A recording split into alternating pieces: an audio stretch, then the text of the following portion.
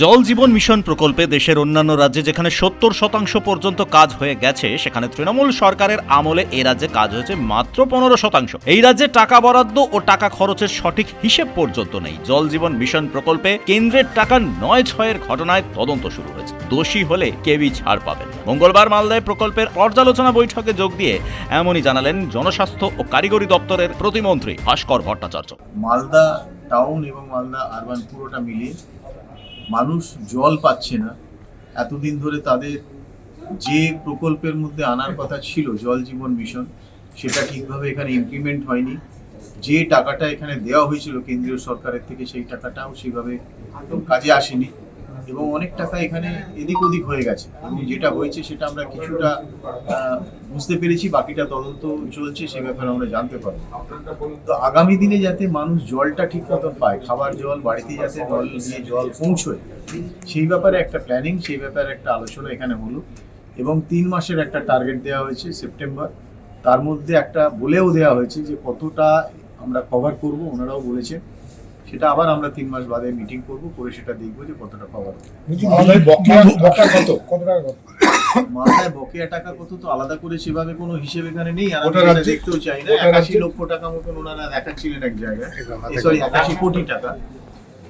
তো বকেয়া যেটা আছে সেটা তো নানা কারণে আছে। সেখানে তো আমরা দেখছি যে কাজ হয়েছে, বিল পাস হয়ে গেছে, অথচ বিভিন্ন জায়গায় জল পৌঁছচ্ছে না।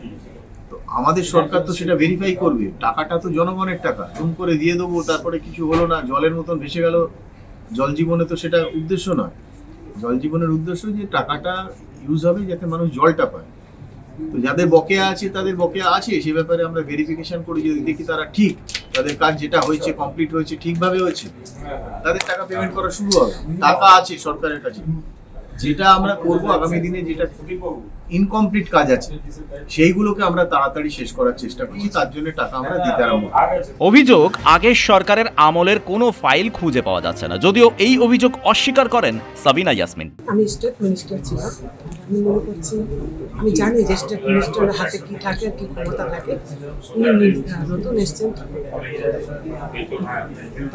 যে ফাইল পাওয়া যাচ্ছে না, সেরকম যদি কোনো ঘটনা ঘটে থাকে, বর্তমান সরকার অ্যাকশন নেই, এটা আমি বলতে পারবো না। কারণ এটা সাধারণত এই পোর্শনগুলো আমাদের যিনি অনারেবল MIC থাকেন, অন্য দপ্তরের মন্ত্রী, উনি বলতে পারবেন। কারণ আমাদের কাছে কোনো ফাইল আমাদের কাছে আসতো না, এডুকেশন ডিপার্টমেন্ট, বিশেষ করে আমার এন্ডে আসতো না, এটা MIC এন্ডেই থাকতো।